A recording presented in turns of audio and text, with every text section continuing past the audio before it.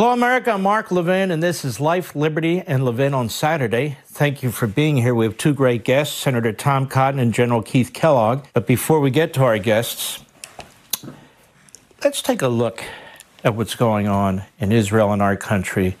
Let's look at the broad horizon first. Joe Biden has said many wonderful things about Israel and the Jewish people. He's promised munitions and other resources. He has sent 2 carrier groups to the Mediterranean. And he'll say more inspiring things with passion and emotion as he did the other night. And people will be very grateful. Jewish groups will come out and thank him as they have. Israeli groups will come out and thank him as they have. They'll be very grateful. But there's a lot of things going on behind the scenes and a lot of things going on in our country, which has lit fires in our country and all over the world in the last 2.5 years. And I'm not going to play games about this stuff. I'm not going to cover it up. There needs to be accountability. Let me be clear. The Obama-Biden policies in the Middle East and their foreign policy generally have unleashed holy hell throughout the world against our country and against the little state of Israel. Policies matter. Actions or inaction matters. Statements matter. There's a war in Europe. Russia invaded Ukraine the last 2 years or so. There's a war in Israel.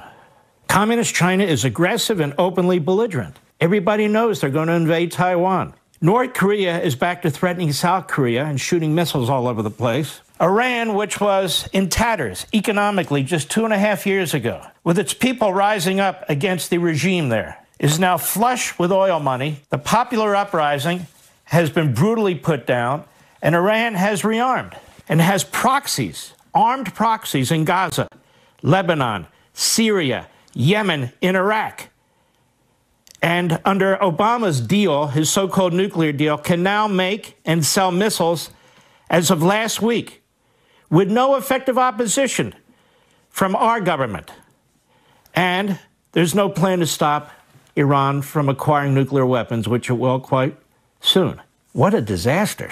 Our border has been wide open for 2.5 years with millions entering our country illegally without being vetted, and a human catastrophe like we've never seen on our southern border.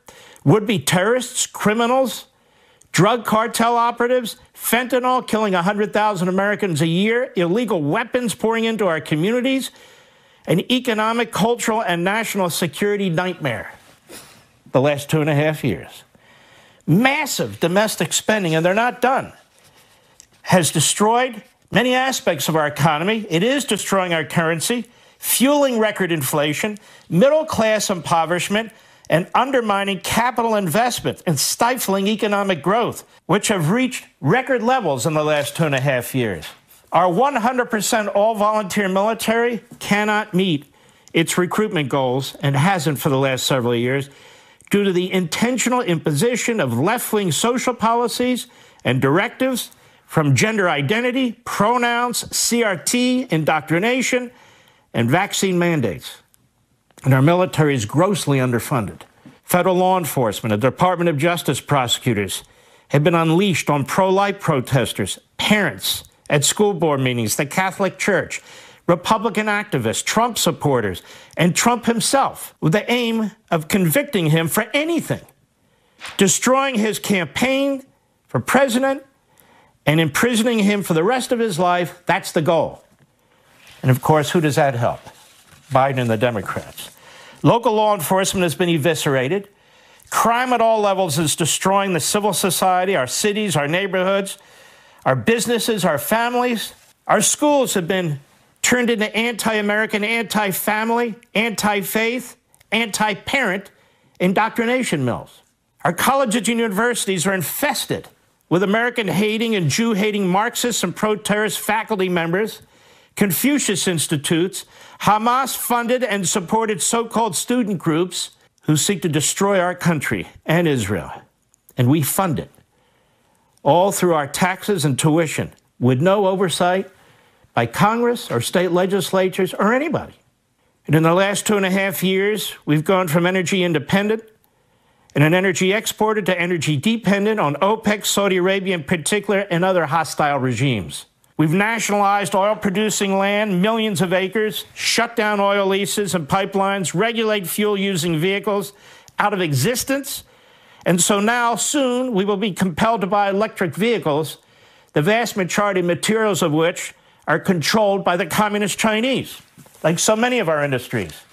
And folks, I could go on, so why am I doing this today of all days? Well, this has all happened in the last 2.5 years. In the last 2.5 years, when you consider all the decades before, the 2 centuries before, of how one generation after another came together to build up this country, to build it up economically, to secure it, to create prosperity in a vast middle class, to build up the biggest and strongest and most muscular military on the face of the earth, not because we're colonialists, not because we're imperialists, but because we are a nation that believes in peace, a people that believe in peace. As Reagan says and Trump says, peace through strength. We've sent men to all kinds of wars. All kinds of wars. World War II comes to mind, who fought for our freedom and fought for our liberty, put everything on the line. And it can all be destroyed in 2.5 years, all of it. Our massive economy, our technology, economic growth, our secure border, our military, law and order, the civil society, all being destroyed. And I'm supposed to sit here tonight and congratulate Joe Biden for his great leadership, while he and his Obama ideologues have unleashed on our country every disastrous policy one can imagine to fundamentally transform it into what? Into a bankrupt, weak nation that's lost its spirit? Look what it's done to Israel. They rearmed Iran after Donald Trump disarmed it. Iran was put in a box. Now it's out of its box. It's built up its military. It's going to have nukes. Imagine what that'll do, not just to the Middle East, but to us. The threats, the blackmail, and perhaps use of those nukes. Changes the whole thing. There's a new axis of evil. Biden has pushed China and Russia together. North Korea is now fully nuclearized, and then Iran. Those 4 countries, by the time they're done, are going to have a massive arsenal of nuclear weapons, not to mention their conventional weapons and not to mention their geographic positioning. Communist China is in our hemisphere in a big way, Central and South America, over 20 bases, if you will, with spy bases. They are putting killer satellites in the sky to knock out our GPS systems, our satellites to blind our military and our population. They control both sides of the Panama Canal through contracts. They have a deep water port in the Solomon Islands, where my great-uncle fought during World War II. They have a base on the west coast of Africa for its Navy. And what are we doing? Nothing. Our military is stretched thin. We're not funding it commensurate to the challenges that we face. We have a commander-in-chief who has undermined our nation domestically and whose foreign policy is the greatest disaster of any president in American history. I had a friend of mine who served in the senior ranks of the Trump administration. The other day, he sends me a note and he says, you know, Mark, there's not a lot of space between you and me on what's been going on with Biden, but in the last 10 or 14 days, he's been terrific. The last 10 or 14 days, he's been terrific. Well, let's look at the last 10 or 14 days where he's been terrific. Has he cut off 1 penny from Iran because he would not enforce the oil restrictions that Donald Trump placed on? Not 1 penny. He's even afraid to mention Iran most of the time. He doesn't want to offend them. The Palestinians, well, they received hundreds of millions of new dollars under Biden, which were cut off by Trump because Trump insisted that they stop their terrorism. Biden talks good game, but he funds their terrorism.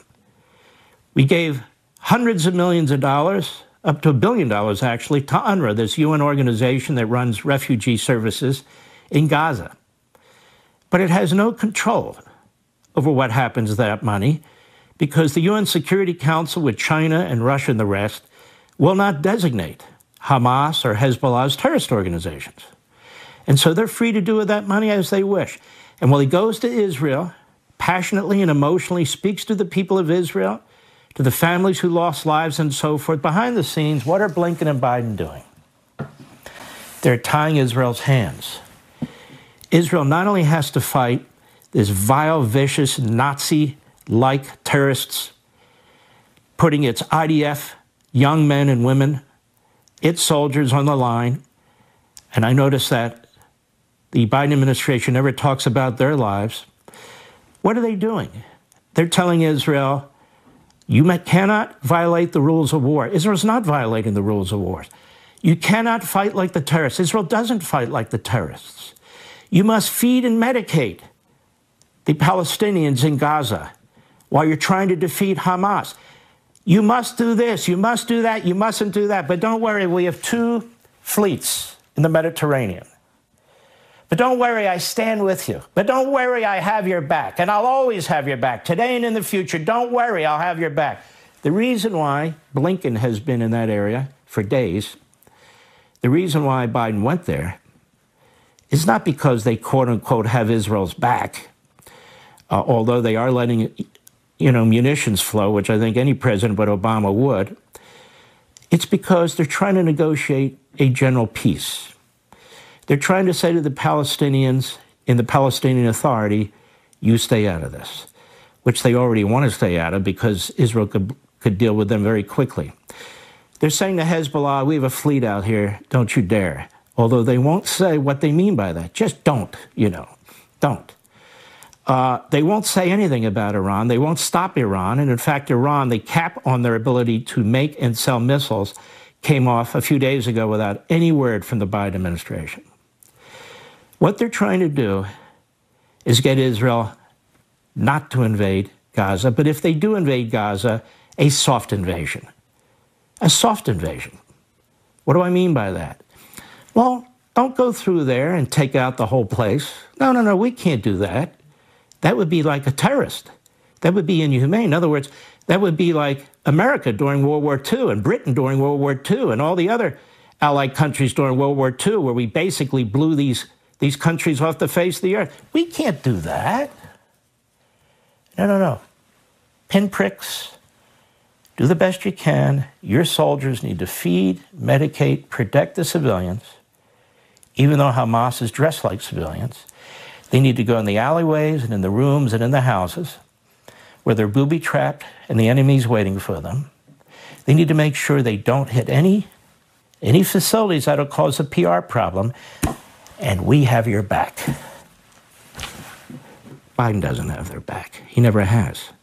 He's an appeaser. And with Iran, he's sold out to that enemy. And Israel was attacked in part because the enemy saw weakness. Russia invaded Ukraine because the enemy saw weakness in Afghanistan and elsewhere. And China, God forbid, is likely to invade Taiwan because for them they see it's now or never. I said before the election of Joe Biden that our enemies are rooting for his election. And they were. And they're thrilled. So he can say whatever he wants. The proof, as we say, is in the pudding. I'll be right back.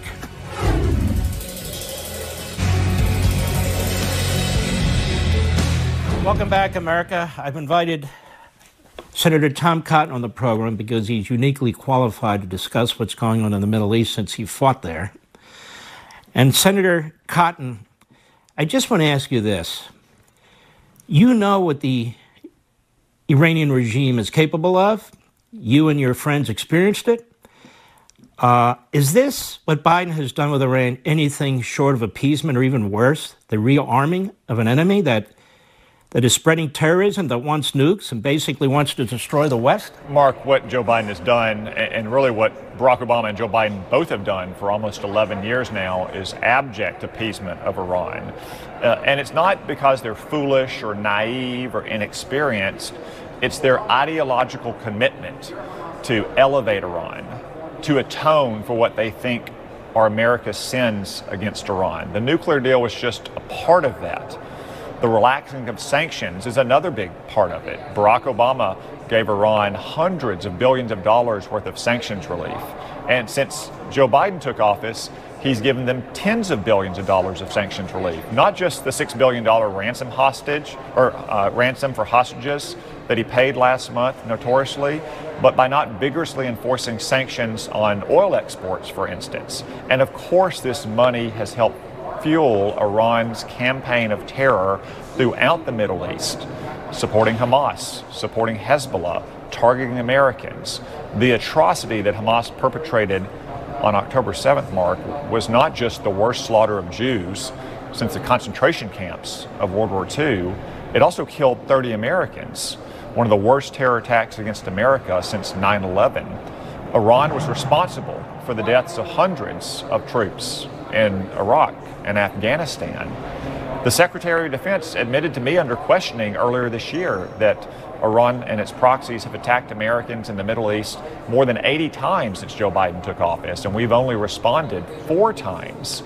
So, of course, Joe Biden, just like Barack Obama, have engaged in 11 years of abject appeasement, always conciliating Iran and giving them one-sided concession. This is a regime that hates America and hates Israel, wants to destroy both of us. So they have seen that not as an opportunity to try to become a normal nation, which they don't want to be, but as a sign of American weakness. And unfortunately, I think the notes you're already starting to hear out of Democrats and even Joe Biden suggest more weakness to come. You know, I see where these Biden-Obama policies have lit up the world all over the place. Our military is underfunded in order to deal with these challenges that now exist. Our border's wide open. I'm sick and tired of people saying, oh, he's standing up to the enemy. He gives these fantastic speeches. There's no distance between him and Israel. Of course there is. Of course there is. That's why Blinken was over there for almost a week. That's why Biden went over there.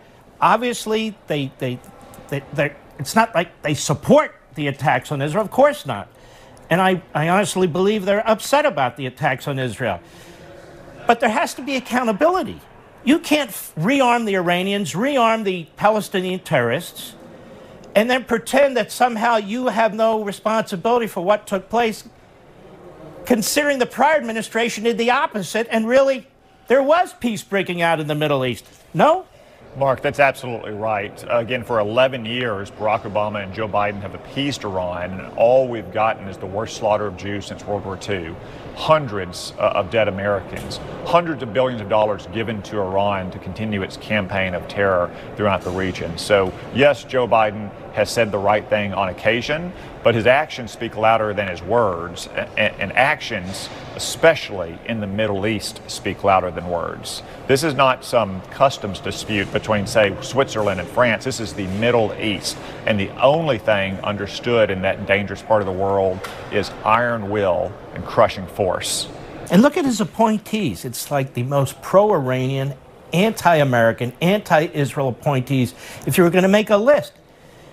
You're familiar with the man who was leading the United States delegation, the envoy he appointed to negotiate with Iran. Can you tell the American people a little bit about him and his 3 subordinates? Mark, Rob Malley worked on the Obama campaign in 2008, and he got fired because he had ties to and meetings with, yes, Hamas officials.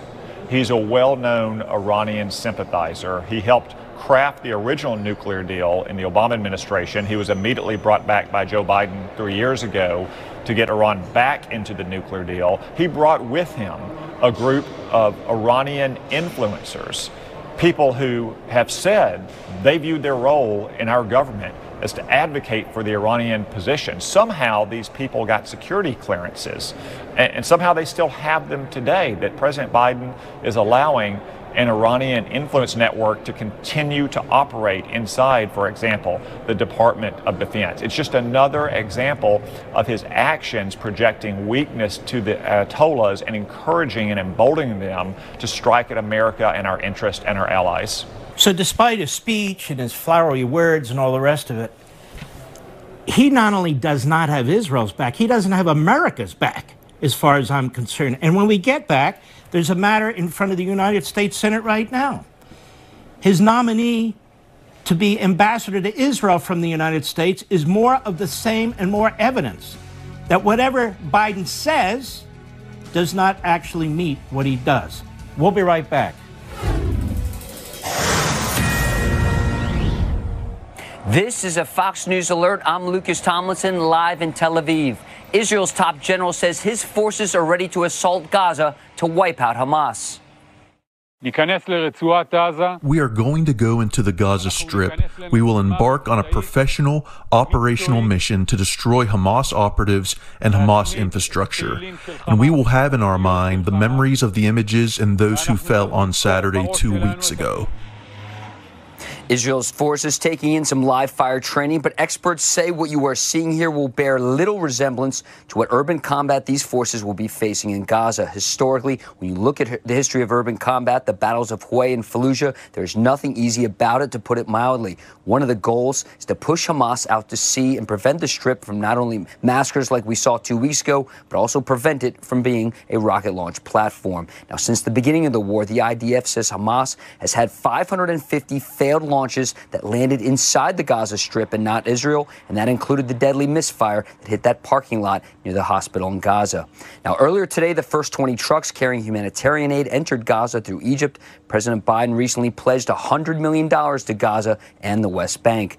We recently visited a morgue on an army base here in central Israel, where many of the 1,400 Israelis killed by Hamas were taken. We spoke to a reservist who said she had seen a body of a head cut off of a little baby and a pregnant woman beheaded, and when the mother was beheaded as well, women raped, their pelvises broken, and then she said the following.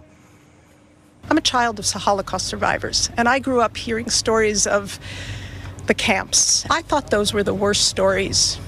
These stories are worse, and I think that that's the hardest thing for me. I never thought I would live to see something worse than the stories I grew up with. 10 Americans remain.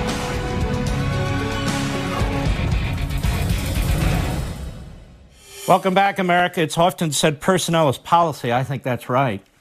So in addition to these other disastrous appointments that Biden has made because he stands with Israel, and I say he doesn't even stand with us, he has nominated a gentleman by the name of Jack Lew, who was chief of staff to Obama, who was Treasury Secretary to Obama, and now he's up in front of the Senate to be confirmed as ambassador to Israel from the United States. Now, Senator, you're on that committee that is reviewing this candidate. What can you tell us about Jack Lew?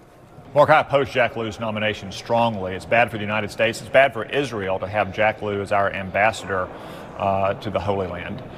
Jack Lew didn't just help implement and champion the nuclear deal with Iran.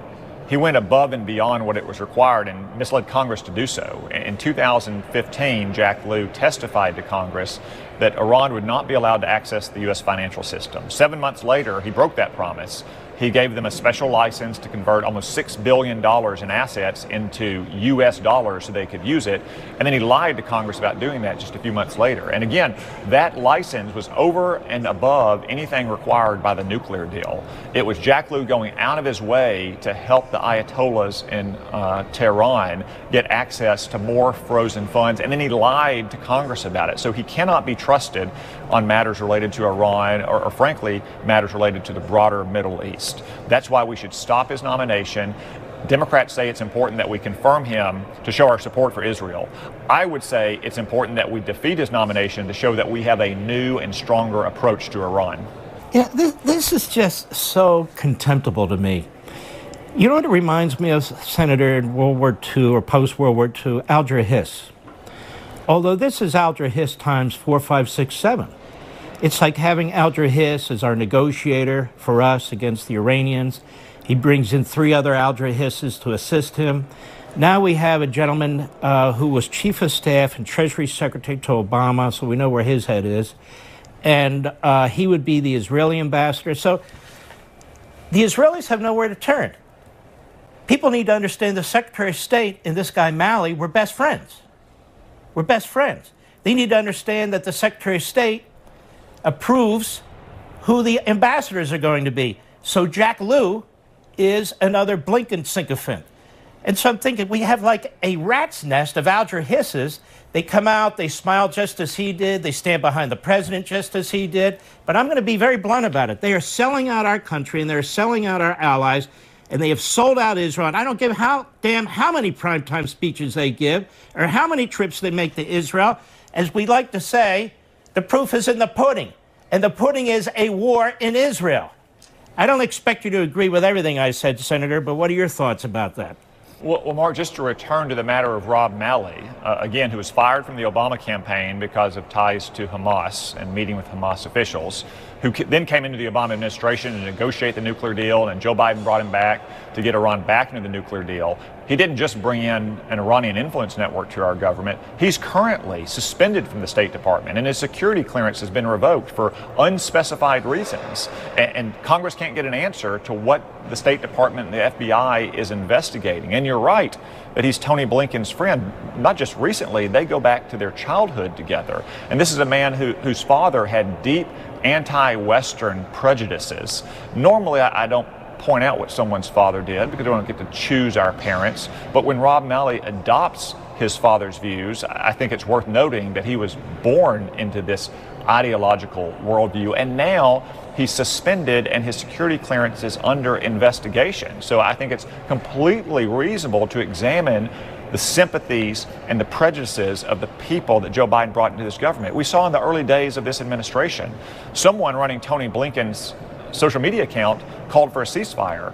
Someone running the Office of Palestinian Affairs social media account called for de-escalation and ending the cycle of violence. Now, those things were deleted, and you had officials on background saying, well, they don't represent the administration position, but they do represent the prejudices and the views of the large majority of left-wing ideologues that Joe Biden brought into this government, who's conducting policy on a day-to-day basis, no matter what Joe Biden says in the Oval Office. And people should understand, in Tony Blinken, you have a radical leftist who, when he was out of government, would give speeches to these radical left-wing Jewish groups that actually oppose Israel or support weakening Israel in many respects and support the so-called Palestinian cause and so forth. In other words, people say, well, Blinken's Jewish. Well, so what? This guy is a radical leftist. Same with Lew. He's a radical leftist. It really doesn't matter what their faith is or anything of that sort. It matters what's in their head, their ideology, what they've done, and what they're doing. Senator Cotton, one last question. Are Republicans going to stand strong and oppose Jack Lew, or will we get a couple of the usuals who are kind of weak and figure, what the heck? Well, I think you'll see strong opposition to Jack Lew, if not unanimous Republican opposition, at least near unanimous opposition, because Republicans recognize that President Biden's actions for the last 3 years, like President Obama's actions for 8 years, have emboldened and encouraged Iran. And what we need to do now is not just rubber stamp any left-wing ideologue that Joe Biden sends to Senate, but rather defeat Jack Lew's nomination to send a new message to Iran that it's a new day in our relationship with the Ayatollahs. All right, Senator, thank you. God bless you, and keep up the good work. Thank you, Mark. We'll be right back. Merhaba, kanalımıza hoş geldiniz. Ben Berfin. Daha önceki videolarımı izlediniz mi? Veya ben o videolarda bahsettiğimi hatırlamıyorum. Ama ben akademik kariyer isteyen bir insanım. Şimdi akademik kariyer denilince aklınıza gelen şeylerden birisi evet Gano, ALES falan, ama diğer bir noktası ise İngilizce. Ve İngilizce işte sadece akademide değil de diğer birçok branşta çok fazla önünüze çıkacak bir durum. Veya bir ülke değiştirmek, işte gezmeye gitmek isterseniz veya işte Erasmus tarzı şeyler yapmak isterseniz her türlü önünüze bir noktada İngilizce çıkıyor. Ve İngilizceyi eğer siz kendiniz işte bir programa katılıp veya işte bir özel dersle vesaire halletmeyi düşünmüyorsanız, ki bunları da yine düşünüyorsanız da bir şekilde bir işte ek takviye olarak insanın bir ihtiyacı oluyor. Şimdi benim kullandığım 4 yöntemden bahsedeceğim size. Bunlar işte tabii ki de kişisel olarak bir fikrim. Çünkü insandan insana değişebiliyor öğrenme şekli. Mesela ben yazarak öğrenen biriyim ama siz görerek veya işte okuyarak öğrenen biri olabilirsiniz. Bu birazcık sizinle alakalı bir şey. Bence bir şeyi nasıl öğreneceğinizi öğrenmeniz için önce denemeniz gerekiyor. Bu bende işe yarıyor mu, yaramıyor mu? Şimdi bahsedeceğim ilk yöntem Duolingo. Bunların 3 tanesi, 2 tanesi App Store'dan veya işte Play Store'dan indirebileceğiniz uygulamalar. Bir tanesi bir forum, diğeri ise bir yöntem aslında bahsedeceklerim. İlki Duolingo. Bildiğim kadarıyla her ikisinde de var. App Store'da da var, Google Play Store'da da var. Hangisini tercih ederseniz ya da hangisini daha doğrusu kullanıyorsanız. İşte Duolingo'da kademe kademe bir ilerleme gösteriyorsunuz. Yani ilk kademede işte daha ilk bir sınav tarzı bir şey yapıyor. Bu sınavın yani daha doğrusu bir testin sonucunda ki belirlediğiniz seviyeye göre o seviyeden sonra başlıyor veya sizin tercihinize göre ilk noktadan başlayıp devam edebiliyorsunuz. Bunun en son kademesinde İsterseniz ücretli bir şekilde bir sınavı var girip sertifika alabiliyorsunuz. Ama istemezseniz sadece kelime olarak geliştireyim ben sertifikamı başka bir noktadan alırım diyorsanız da yine bu şekilde de yapabiliyorsunuz. Bence çok fazla bir faydası var. Kelime olayı çok önemli zaten İngilizce'de. Belki biliyorsunuzdur 80'e 20 kuralı var İngilizce'de. Yani %80'i kelime, %20'si gramer. Siz kelimenizi ne kadar yüksek tutarsanız anlamanız o kadar kolay olur. Mesela benim şu andaki açığım tamamen gramerden sıkıntılıyım. Yani kelime olarak bilgim hani çok çok yüksek değil elbette. Çünkü hala öğrenme aşamasındayım. Ama en azından kelimeleri anlayıp belirli bir cümle anlayabiliyorum. Benim sorunum tekrar o cümleyi oluşturamamaktan yana. Bu ilk iki uygulamam aslında daha çok sizin kelimeleri öğrenmenizi sağlayacak. Hatta iç yöntem kelimelerini öğrenmenizi sağlayacak. Geriye kalan bir yöntemse tamamen gramer ağırlıklı olacak. Duolingo bence kelime ağırlıklı. Ya evet küçük bir gramer size gösteriyor. Hani cümle kurmanız gerekiyor ama bence kelimenizde sorun varsa anlamanız veya işte küçük küçük cümleleri kurmak istiyorsanız Duolingo çok iyi. Hem de ücretsiz. Evet ücretli hali de var ama ücretsiz de oldukça iş götürücü halde. İkinci uygulama ise WooScreen. WooScreen'de şu şekilde size dizilerden kesit veriyor. Dediğim gibi %80'i kelime, %20'si gramer olan bir dilden bahsediyoruz. Bu %80'lik kısmı anlamanız gerekiyor. Yani size bir işte bir bölüm veriyor. Atıyorum bir diziden, bir reklamdan, herhangi bir işte şarkıdan bir kesit veriyor. Bazen altyazı koyuyor. İşte bunu siz seçebiliyorsunuz. Aşağıdaki seçeneklerden de doğru olanı seçiyorsunuz. Buna göre de ilerliyorsunuz. Basitten zora doğru giden bir sıralaması var. Ve gerçekten de bir süre sonra kelimelere o kadar kulak aşinalığı oluyor ki artık hani ne denildiğini anlamaya başlıyorsunuz. Zaten doğrularınızı yanlışlarınızı görüyorsunuz. Hem de bir oyun şeklinde olduğu için sıkılmadan da çalışmış oluyorsunuz. Çünkü ben biraz dili severim ama çalışma kısmı çok sıkıyor beni. Çok çok çabuk canım sıkılabiliyor. WooScreen'de ama çalışırken canım sıkılmıyor. İşte 10 tane 20 tane çözüyorsunuz ama çok fazla böyle insanı bunaltan bir şey değil. Ben o yüzden WooScreen'i özellikle öneriyorum. Aşağıya link şeklinde koyarım ve böyle küçük bir fotoğraf şeklinde yerleştiririm. Yani küçük bir video. Bu şekilde kolay bulabilirsiniz. Üçüncüsü de ise bir forum aslında bir site daha doğrusu. Bu da Interpals. Aslında uluslararası yazışma tarzı bir şey. Yani kullanım amacınıza göre değişebilecek de bir durum. Bir profil oluşturuyorsunuz. Profilinizde kendinizden bahsediyorsunuz ve işte yabancı başka ülkedeki insanlarla mesajlaşabilirsiniz veya onlara siz işte mesaj atabilirsiniz. Onlar size mesaj atabilir. İşte mesela önce merhaba, daha sonra işte ya ben pratik yapıyorum ve benimle beraber pratik yapabilir misin? Çünkü aslında bir dile ne kadar maruz kalırsanız o kadar kolay öğrenirsiniz. Ne kadar çok işte birileriyle o dili konuşursanız o kadar öğrenmeniz kolaylaşır. Belki hiçbir şey bilmeyebilirsiniz. %80 translate ile cümle kurarak işte doğrularınızı yanlışlarınızı yaparak öğrenebilirsiniz. Ama bir süre sonra atıyorum uzun bir süre olabilir, kısa bir süre olabilir tamamen sizle alakalı. Atıyorum 2 ayın sonunda, 3 ayın sonunda artık o cümleleri oluşturabilen, artık o cümleleri kurup işte kelimeleri anlayabilen biri olacaksınız. Bunu şey olarak düşünmeyin. Rezil olurum, karşıdaki insan dalga geçer. Karşıdaki insan sizinle dalga geçmez çünkü o da farklı bir dili öğrendiği zaman bu şekilde olacak. Her insanın başında olan bir durum. Üstelik hani bunun utanma boyutu olduğunu düşünmüyorum. Hani o insanı rahatsız da etmiyorsunuz bence. O insan size zaten rahatsız oluyorsa cevap vermeyecektir. Ve ciddi manada zaten Türklerin de olduğu bir uygulama. Bayağı açtığınızda Türkler karşınıza çıkıyor. Ve sonuncu, dördüncüsü bir yöntem. Bu daha çok dizi izlemeyi severler yöntemi. Dizi izlemeyi seviyorsanız. Hani ben aslında bunu çok böyle fark etmeden kullanıyordum. Daha sonra bir arkadaşımın anlatması üzerine fark ettim ki ben bu yöntemi kullanıyorum zaten. Ben yabancı dizileri seven biriyim. Hatta Türk dizilerini çok fazla sevmeyip daha çok yabancı dizileri seven biriyim. Her işte genç gibi aslında. Yani %80'imiz bu şekilde bence. Yabancı dizileri de ben çok fazla dublaj sevmeyen biriyim. Alt yazı daha çok tercih ediyorum. Çünkü dublajlar biraz garip oluyor. Alt yazı tercih ediyorum ve bir süre sonra onlara o kadar çok maruz kalıyorsunuz ki yavaş yavaş zaten yer edinmeye başlıyor sizde. Artık kelimeleri, cümle kuruş şekillerini, bir süre sonra konuşmalarına alışıyorsunuz. Size önerim yabancı dizileri izlemeniz, yabancı şarkıları dinlemeniz daha doğrusu. Yanlış söyledim. Yabancı şarkı dinlemeniz, yani ne kadar çok böyle pratik şeklinde kulağınız ne kadar çok duyarsa diliniz de aslında o kadar çok gelişiyor. Ne kadar maruziyet o kadar etkin sonuç oluyor. Yani size önerim mümkün olduğunca kendinize işte yabancı şarkılar dinleyebilirsiniz. Bunlara eşlik edebilirsiniz. Hem diliniz de artık o kelimeleri yavaş yavaş alışmaya başlar. İşte altyazısız bir şekilde bile izleseniz filmleri yani ilk başta anlamazsınız belki ama bir süre sonra kelimeler size artık kulak dolgunluğu oluşur. İşte altyazılı izlerseniz bir süre sonra kelimelerle o kadar çok bağdaşıyor ki zaten anlamaya başlıyorsunuz ve gerçekten de bir dili öğrenmek demek o dilin kültürünü öğrenmek demek.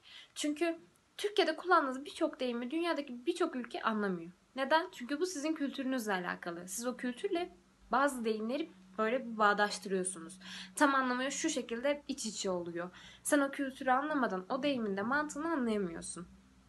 Onların da o şekilde bir kültürü var ve sen o kültürü iyi kötü anlamadan o bağdaşıklığı işte o cümleyi anlayamıyorsun. Bu yüzden bence diziler o açıdan mantıklı oluyor. Hem onların yavaş yavaş artık kültürünü öğreniyorsun. Çünkü bir kültürü yansıtıcı özelliği vardır dizilerin. Ne kadar fazla maruziyet dediğim gibi o kadar fazla öğrenme şekli oluyor. Ben 4 yöntemden de memnunum. Birçok uygulama denedim.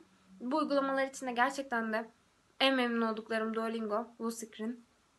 Aynı zamanda Interpels'i de sevdim. Hani en azından konuşarak öğrenmek biraz daha etkin bir yöntem oluyor. Son olarak da hiçbirini yapamam ya ben dizi izlerim sadece diyorsanız kesinlikle dizi izlemek. Hani öğrenmek için en etkili yöntemlerden biri bence. Aynı zamanda en zevkli yöntemlerden. Buraya kadar izlediyseniz çok teşekkür ediyorum. Beğendiyseniz beğenmeyi, abone olmayı unutmayın. Bir de kullandığınız başka yöntemler varsa aşağıya yorumlara yazarsanız çok sevinirim. Benim için de bir avantaj olur. Ben de denerim. Görüşmek üzere.